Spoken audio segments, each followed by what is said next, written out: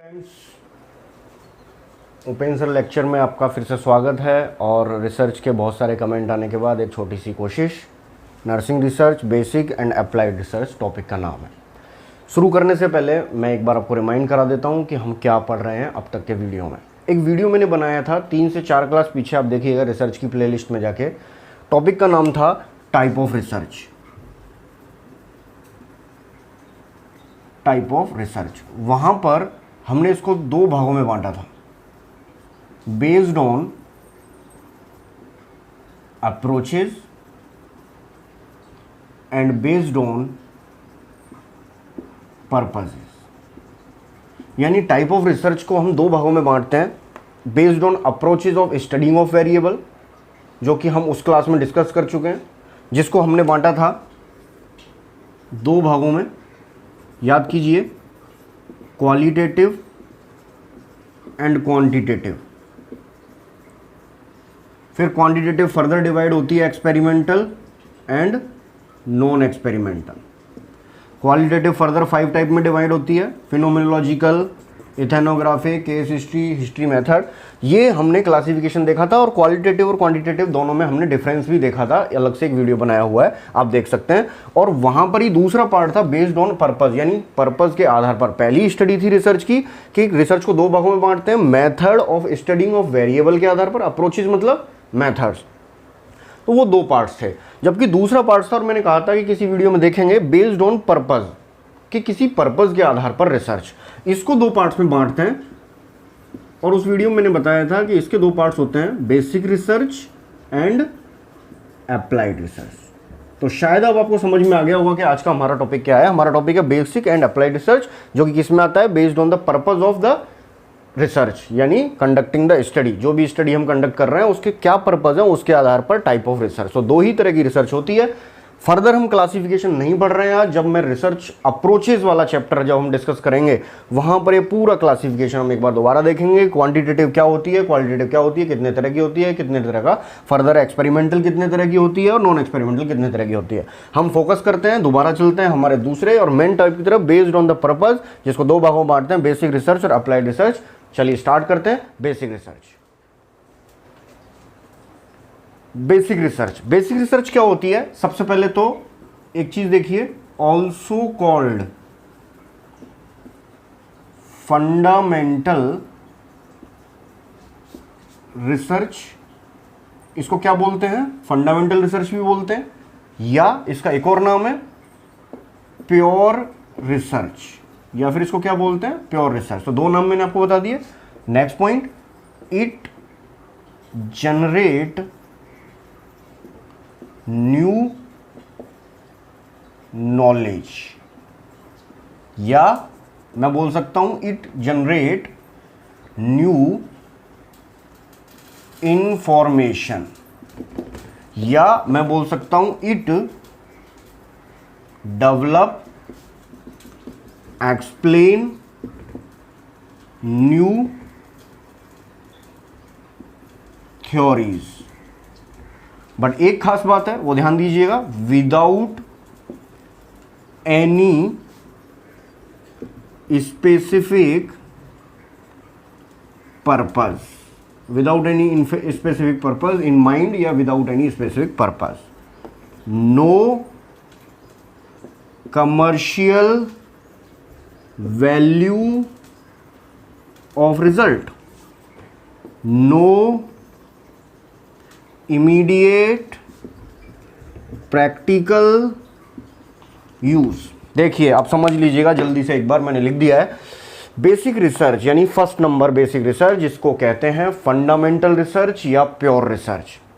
नाम से ही पता लग रहा है बेसिक, बेसिक मतलब जहां से और रिसर्च जनरेट हुई है, बनी है।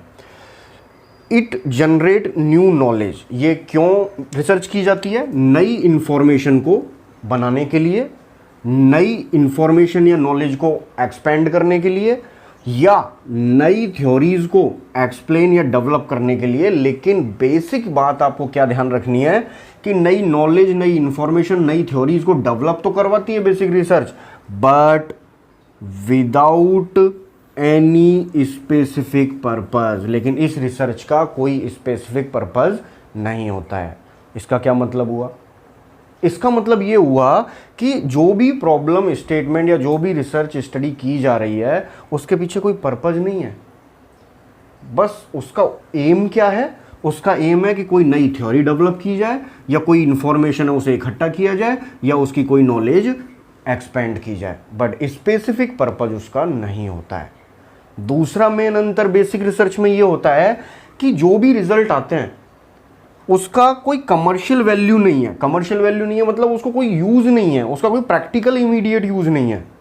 इसका क्या मतलब हुआ? इसका मतलब ये हुआ कि अगली जो रिसर्च है अप्लाइड रिसर्च, जैसा कि नाम से ही पता लग रहा है अप्लाइड, मतलब बेसिक रिसर्च को जिस जिस एरिया में हम अप्लाई करेंगे वो होगी अप्लाइड रिसर्च। कहने का मतलब इसमें इमीडिएट प्रैक्टिकल यूज होगा। अब दो शब्द हैं, बेसिक और अप्लाइड। नाम से ही पता लग रहा है बेसिक मतलब कोई थ्योरी है और अप्लाइड मतलब उस थ्योरी को कहीं पे प्रैक्टिकली हम अप्लाई कर रहे हैं, वो रिसर्च हो जाएगी। तो अब आपको समझ में आ गया होगा कि ये जो रिसर्च है इसकी जो भी रिजल्ट आते हैं उनका कोई हम कमर्शियली उसको डिसेमिनेट नहीं करते हैं, कमर्शियली पृथक नहीं करते हैं, कमर्शियली उसका प्रैक्टिकल यूज इमीडिएटली नहीं करते हैं। इसका बस एक एम होता है और वो एम होता है नई इंफॉर्मेशन, नई नॉलेज और नई थ्योरी को डेवलप करना। इसका मैंने यहाँ लिखा भी है नीचे, नो इमीडिएट प्रैक्टिकल यूज। इसका कोई इमीडिएट प्रैक्टिकल यूज नहीं होता है जैसा कि अप्लाइड रिसर्च में होगा अभी जो मैं बताने वाला हूँ। क्या समझ में आ गया? दोबारा एक बार, लास्ट बार, बेसिक रिसर्च का मतलब है फंडामेंटल रिसर्च या प्योर रिसर्च। एम क्या है? ये वो रिसर्च स्टडी है जो पर्पस के आधार पे तो है बट इसमें कोई स्पेसिफिक पर्पस नहीं होता है। इसका मेन एम होता है इंफॉर्मेशन को इकट्ठा करना, कोई एक्सपेंड नॉलेज, कोई नॉलेज पहले से है उसको और ज़्यादा एक्सपेंड और रिफाइन करना, या नई थ्योरी को एक्सप्लेन करना या डेवलप करना विदाउट एनी इमीडिएट यूज या कमर्शियल वैल्यू यूज। यहां तक समझ में आ गया? एक एग्जांपल देके मैं समझाता हूं आपको, सिंपल सा। हाँ जी, तो बेसिक रिसर्च का एक एग्जांपल मैंने लिखा हुआ है। एग्जांपल देखिए, a researcher carries out a study on effect of participatory culture in an organisation on work performance of employ. इतना समझ लीजिए कि हम एक ऑर्गेनाइजेशन में वर्क परफॉर्मेंस चेक कर रहे हैं एम्प्लॉयज की, एक ऑर्गेनाइजेशन में वर्क परफॉर्मेंस चेक कर रहे हैं एम्प्लॉयज की, लेकिन स्टडी का टॉपिक क्या है?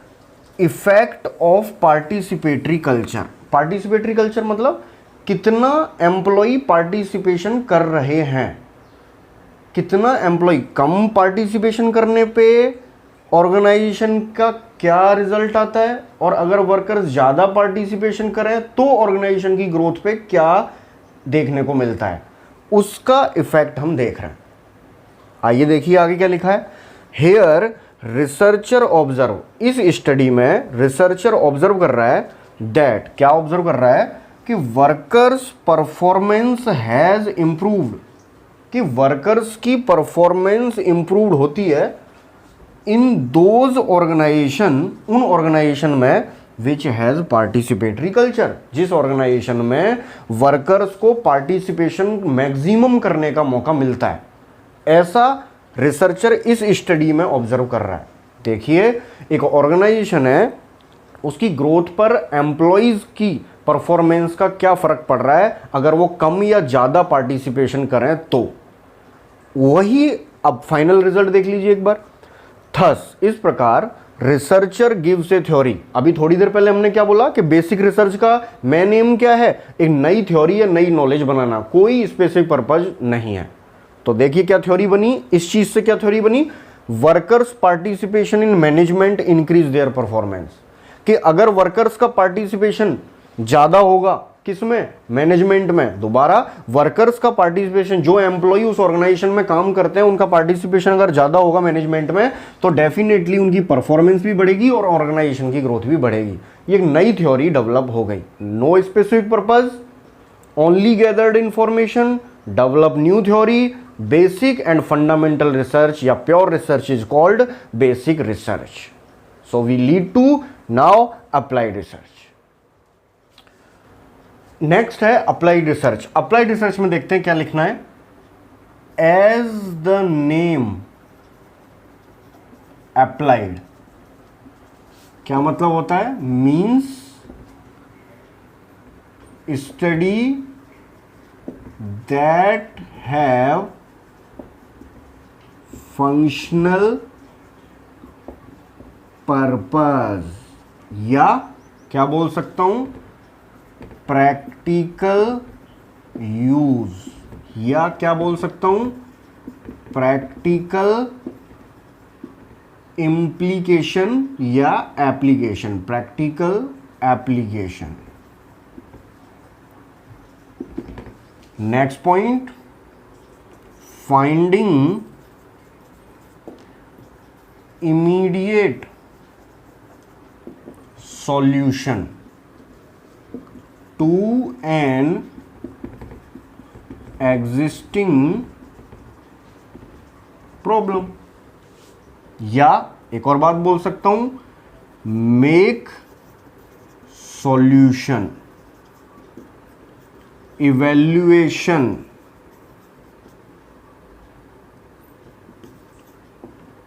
ऑफ रिजल्ट, या डेवलप न्यू नॉलेज। एक अंतर है, लेकिन न्यू नॉलेज तो डेवलप कर रहे हैं। फॉर, आगे देखिए क्या लिख रहा हूं, for immediate use, for immediate use. समझ लीजिए, दूसरा टॉपिक है हमारा अप्लाइड रिसर्च। जैसा कि as the name suggest applied, applied means application, यानी स्टडी, ऐसी स्टडी जिनके पीछे, थोड़ी देर पहले मैंने बोला था बेसिक रिसर्च में कोई पर्पज नहीं होता है, जबकि यहां पे साफ साफ लिखा हुआ है क्या, फंक्शनल पर्पज। ऐसी स्टडी जो कंडक्ट की जाती है किसी स्पेसिफिक पर्पज को ध्यान में रखते हुए, या ऐसी स्टडी जिसका कोई प्रैक्टिकल यूज है, या ऐसी स्टडी जिसकी कोई प्रैक्टिकल एप्लीकेशन है, उसे कहते हैं अप्लाइड रिसर्च। यानी finding immediate solution to an existing problem. Existing problem, कोई एग्जिस्टिंग प्रॉब्लम है, अभी एग्जांपल दूंगा मैं, उसका इमीडिएट सॉल्यूशन करने के लिए, जबकि बेसिक रिसर्च में ऐसा नहीं था। Make solution of an problem, evaluation of result, या डेवलप न्यू नॉलेज। नई नॉलेज तो बेसिक रिसर्च में भी डेवलप कर रहे थे, बट वहां पर इमीडिएट यूज या कमर्शियल वैल्यू उस चीज की नहीं थी, कोई स्पेसिफिक पर्पज नहीं था। बट यहाँ पे उस प्रॉब्लम का हमें क्या करना है, इमीडिएट सॉल्यूशन करना है, ताकि उसको प्रैक्टिकली अप्लाई किया जा सके और ऑर्गेनाइजेशन की ग्रोथ या पेशेंट की अगर बात करें क्लिनिकल एरिया में, तो उसको ठीक किया जा सके। एग्जाम्पल देता हूँ, फिर दोबारा एक बार समझते हैं।